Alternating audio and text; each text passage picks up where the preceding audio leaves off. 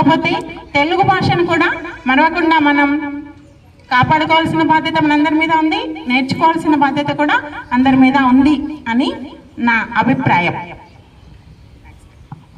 తెలుగు భాష సందర్భంగా మామూలుగా మేము మండల్ లెవెల్లో ఉన్నప్పుడు ఒక పాట రాసుకున్నాము. చిన్నగా 2 చరణాలు చదివి వినిపిస్తాను మీకు. జయ జయ హే తెలుగు భాష జననీ అభివందనం, మధువలకే మాతృభాష ఘనతే అభినందనం.